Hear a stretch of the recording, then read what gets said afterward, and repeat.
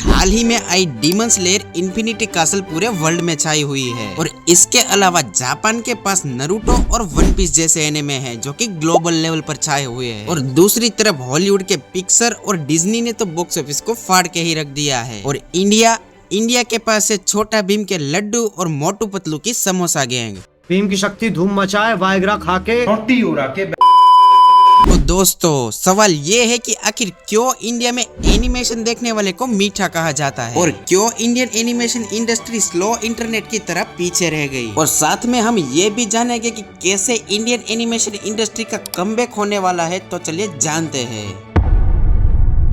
तो इंडिया की पहली एनिमेटेड मूवी आई थी 1934 में जिसका नाम था पी ब्रदर्स, जो एक थिएटर रिलीज थी। और इसके बाद सीधा 1957 में आई बेनी एंड डियर, जो कि फ्रेम बाय फ्रेम ड्रॉ की गई थी। इन दोनों ही मूवी से कुछ ज्यादा इम्पैक्ट नहीं पड़ा और इसके बाद जो कुछ भी आया वो दूरदर्शन के माइथोलॉजिकल कार्टून या छोटे मोटे बच्चों के सीरीज ही रहे थे। लेकिन एक और बार 2000 में आई पांडवास द 5 वॉरियर्स, जो कि इंडिया की पहली कंप्यूटर जनरेटेड 3D मूवी थी। और सबको इस मूवी से बहुत ही ज्यादा एक्सपेक्टेशन थी, लेकिन मूवी फिर भी पिट गई क्योंकि मूवी का एनिमेशन बहुत ही खराब था, लैग हो रहा था और चोपी भी था। इसके बाद भी बहुत सारी मूवी आई लेकिन सारी की सारी फ्लॉप हो गई। और इतनी सारी मूवीज फ्लॉप होने की वजह से सबको लग रहा था कि इंडिया में एनिमेशन नहीं चलने वाला। लेकिन जब सारे लोग मूवीज फ्लॉप होने का मातम मना रहे थे तभी 2005 में आई हनुमान। आसमां को छू कर देखा, तारों की करनी सवारी, चांद पर भी नाचे हम की तूफानों से यारी। इस मूवी को देखने के बाद छोटे बच्चों ने अपने कच्छों में ही मुंह दिया, जिसमें से मैं भी एक था। मेरा मतलब सबको यह मूवी बहुत ही ज्यादा पसंद आई और 3.5 करोड़ के बजट में बनी हुई इस मूवी ने पूरे 8 करोड़ का कलेक्शन किया।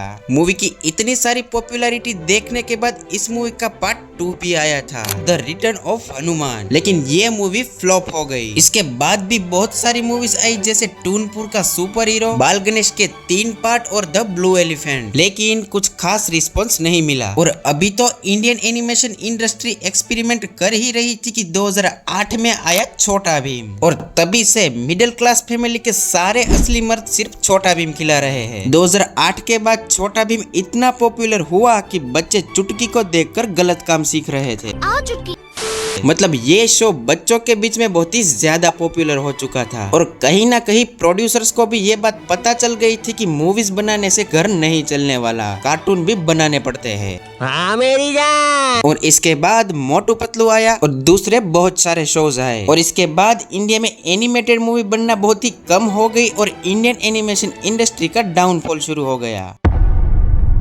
तो देखो इंडिया में ज्यादातर एनिमेटेड मूवी फ्लॉप हुई है अपनी एनिमेशन की वजह से और ज्यादातर लोगों को यही लगता है कि इसमें गलती एनिमेटर्स की है। और अगर तुम्हें भी ऐसा लगता है तो तुम गलत हो, क्योंकि इंडिया में एनिमेटर्स को फीस के नाम पे चिल्लर मिलते हैं और वही दूसरी तरफ हॉलीवुड वाले एक एनिमेटेड मूवी में 1000 करोड़ तक खर्चने के लिए तैयार है, जिसके रिजल्ट में क्वालिटी कम आती है और ऑडियंस इंटरेस्ट ही नहीं लेती। ऐसा नहीं है कि इंडिया में टैलेंट की कमी है, टैलेंट तो यहाँ पर कूट कूट के भरा है, लेकिन इसे सपोर्ट करने वाला कोई नहीं मिलता। और इसी एक वजह से इंडिया के ज्यादातर एनिमेटर्स बाहर के देशों में काम करते हैं। जब इंडिया में एनिमेशन आया तब कुछ लोग इसे सपोर्ट कर रहे थे तो कुछ नहीं, और जब सारी नई मूवीज धड़ाधड़ करके फ्लॉप होने लगी तभी आया छोटा भीम, मोटू पतलू और रोल नंबर 21 जैसी कार्टून सीरीज। और जब ये सारी कार्टून सीरीज इंडिया में बहुत ही ज्यादा पॉपुलर हुई तो मेकर्स ने एनिमेटेड मूवीज बनाना ही बंद कर दी, क्योंकि उनका सारा फोकस कार्टून सीरीज बनाने में शिफ्ट हो गया था। और उस टाइम के बाद कहीं ना कहीं इंडिया में एनिमे बनना ही बंद हो गया था और अगर कुछ बनता था तो वो भी सिर्फ बच्चों के लिए बनाया जाता था। और तभी से इंडिया के लोंडो का माइंडसेट चेंज हो चुका था और उन्हें लगता था कि एनिमे मतलब छोटा भीम। लेकिन आज के टाइम पे ये माइंडसेट फिर से चेंज होने लगा है।